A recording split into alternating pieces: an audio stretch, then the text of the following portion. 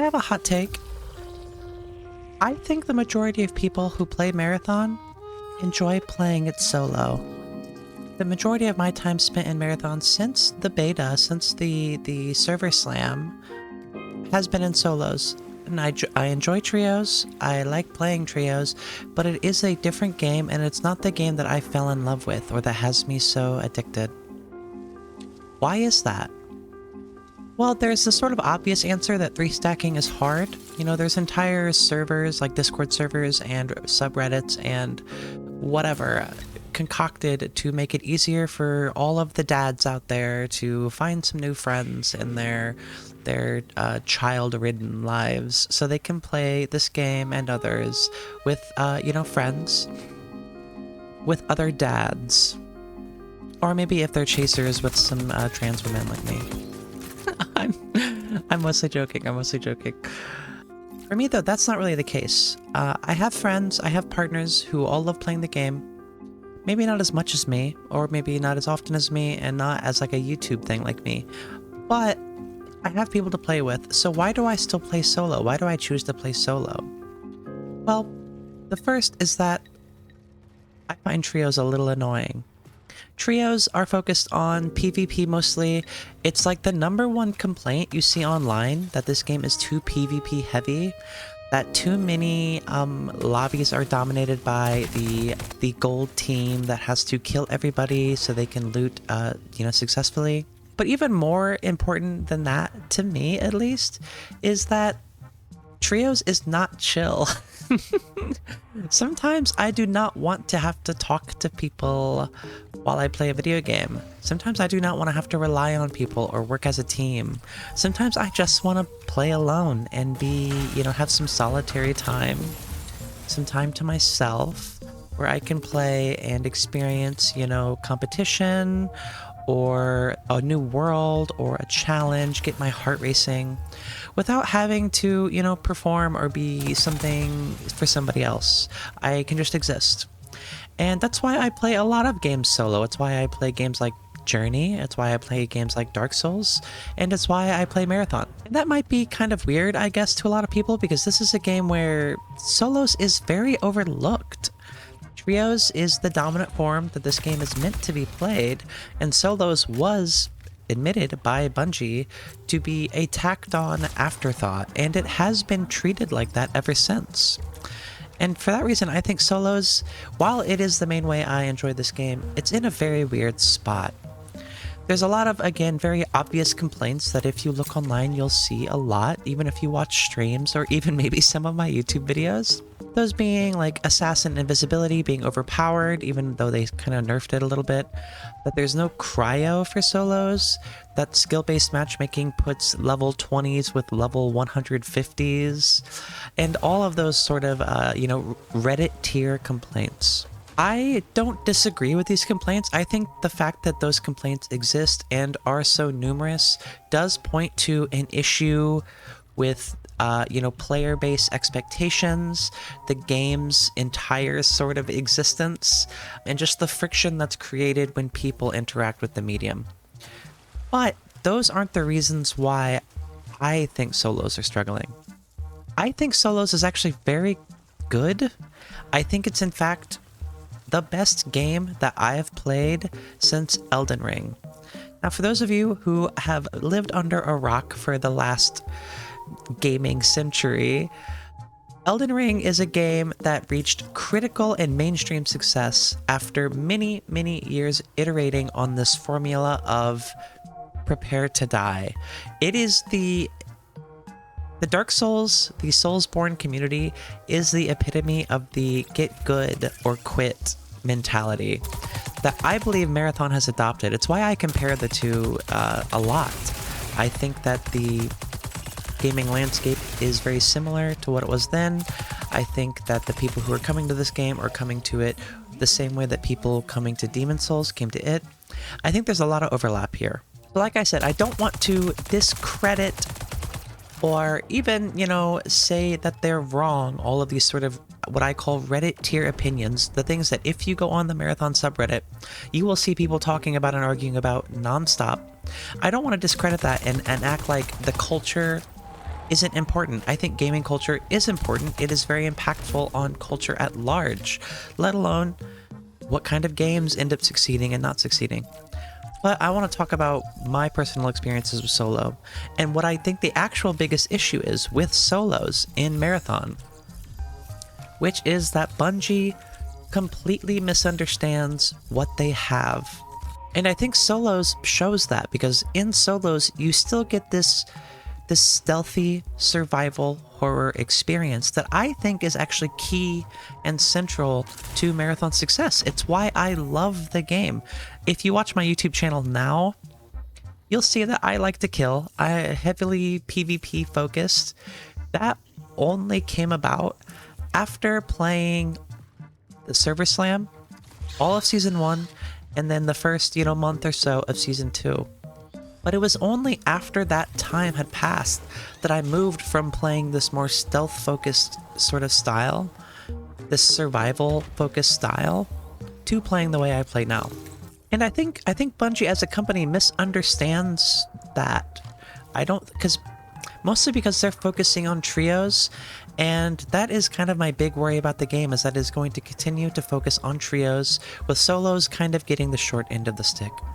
Another hot take I have about Marathon is that progression is obviously important, it's a big part of the game, but the base game with a gray kit is already the most fun I've had in a shooter in a very, very, very long time.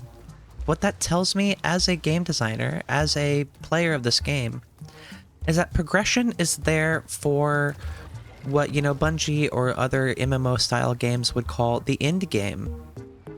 Like Pinwheel is end game for solos. That's what the end game was for all of Season 1, because we couldn't do cryo. It was, can you go to Outpost solo, free kit or not, and get out with the Red Room gear. And it's a challenge. It's a fun challenge. It forces you to move away from stealth survival horror gameplay into the uncomfortableness of the PvP.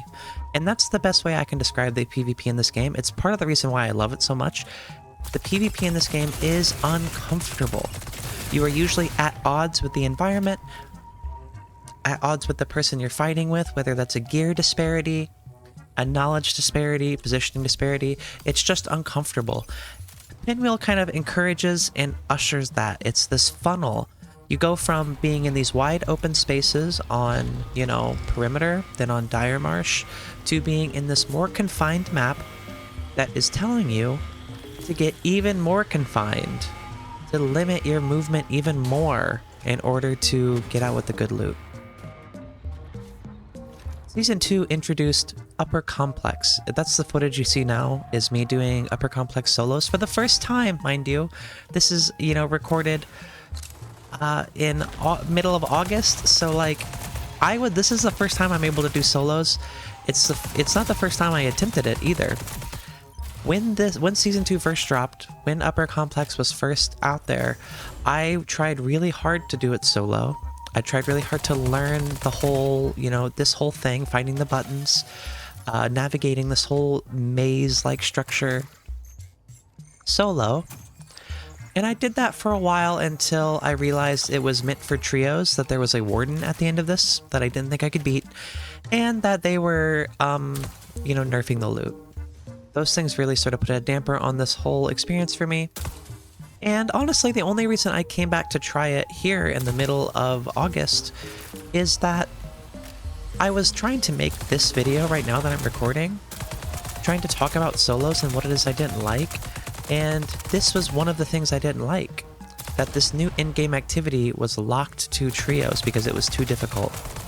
And I think what I learned from doing this was my second attempt.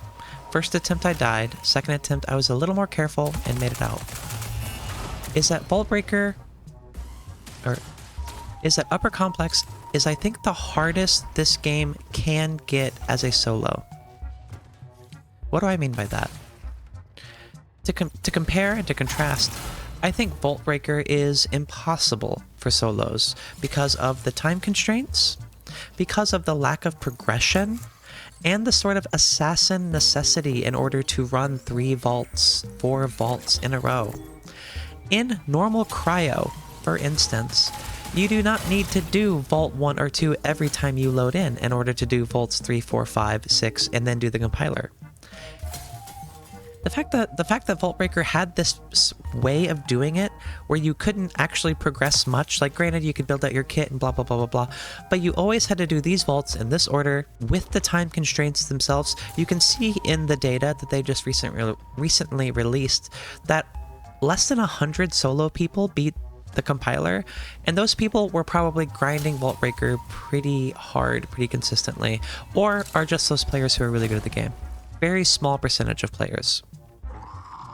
If Vault Breaker is impossible because of those things, Upper Complex, I think, is the hardest the game can get for a solo player, because the time constraint, along with the randomness of can you even get the Upper Complex key to drop, makes it very difficult. It's, you know, it's one of those situations where in trios you can split up and do a lot of things at once.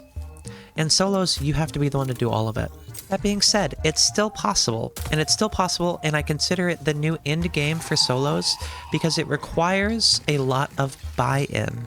Buy-in is literally the credits you have to spend or the gear you need to grab in order to do this. I'm sure you could get very lucky and kill like a kitted player who's like on their way to do this and just take their loot and do it. But if you want to do it properly, if your goal is to come in and do this, you know, I brought in purple shields, I brought in good guns, I brought in a lot of ammo, I brought in bubble shields to protect me, which you'll see actually come in handy quite a bit. I also played Destroyer because I was worried I couldn't take on a Warden by myself. The only time I've killed a Warden on my own is on Perimeter, when you have the sort of advantage of being up on overflow roof, shooting down onto the Warden. Part of my worry was that the gear buy-in wouldn't be worth what you get out of it. That you would have to, you know, keep spending these purple kits until you run out of gear. And I just kept, you know, the more I thought about that, the more I sort of disagree with it just on a base level because, like I said before, the base game with no progression and a great kit is still a really good shooter. It is still one of the best shooters I've ever played. So using this gear, the whole point is that using this gear is necessary to give you the chance at doing this, at getting this sort of experience, and that experience, whether win or lose, is the important part. There's this thing that I think about quite a lot. It's hard to talk about because I feel like a lot of people just sort of misunderstand it or disagree with it. And it is the idea that sports, or competition in general, is actually about losing. If you think about it, in a sport or a competition of any kind, there is typically only one winner. You know, maybe the top 3, you know, gold, silver, and bronze. But that means that the majority of people, when you sign up to do this thing, are going to lose. And, you know, to me, that means that games are kind of about losing and what you do when you lose. I'm not sharing that sort of analogy, that sort of theory or whatever, to try to gaslight you into liking this game or whatever. Mostly what I'm trying to say is that losing doesn't necessarily mean bad. And, you know, losing a purple kit to try to do Upper Complex, I think is actually the point of the game. I think it's actually the point of the game. Because when it comes down to it, you can take a free kit back into Nightmarsh, get a kill on somebody, and get your gear back. Or, if you're like me at the beginning of this game, you take a free kit, do your quests, get to VIP by doing quests, you know, a couple quests maybe here or there through the week, and eventually, by the end of the season, you are caught up to all of those people who have, you know, who can do Upper Complex on their own and get a bunch of golds. The first time I saw a gold in Season 1 of Marathon was because I upgraded my Traxxas rank. It was because I did quests. It was because I played Stealthy. I, you know, Survival Horde, Silent Hilled this whole thing. I was Splinter Cell. I was Sam Fisher. I was the Metal Gear, whatever. I feel like I've sort of lost the plot a little bit with the whole sports analogy thing. Ultimately, the issue I think Solos is facing is a lack of, like, support and trust from Bungie. You know, if there was one thing that I would like them to change about Solos right now, it would be to open up Cryo Archive for Solos. Solo Cryo Archive would be a space for you to, for a pretty regular, you know, amount of buy-in, come out with a lot of money and restock. It's what trios use, you know, Cryo for. They use it to fill up their vaults again. And there's no reason, you know, if Vault Breaker proved anything, there's no reason that they shouldn't be able to open this up for Solos. And if you do that, then I think things, you know, the sort of buy-in of doing something like Upper Complex Solo will be lessened because you will be feeding players gear, which they will then be feeding back to Tau Ceti. That is, you know, one of the things that I would change immediately. Other than that, I would just love more support, more reasons to interact with the map solo, which I think this new event has done pretty well, actually. And, you know, maybe in the future, some, like, solo-focused content. Like a map that's just for solos would be great. A purposely built end game for solos would be amazing. With puzzles or, you know, Cryo Archive level, you know, mechanics, something like that. I think that Marathon will continue to have issues if they keep focusing on trios. And, like, keep making things for that trio level difficulty. Like I said, Upper Complex feels like the limit of what is... It feels like the limit of what you can ask from a solo player. And if the next event that comes with Season 3 asks a little too much, and just a little too much, solos are going to get left behind. If you aren't playing solos, I would love to know why. And if you are playing solos, I would love to know what you would want changed. Is it sort of the typical stuff you see online, or are you seeing some sort of other issue below the surface? That's all for me today. Kind of a different video for me, so I hope you enjoy it. Until next time, bye!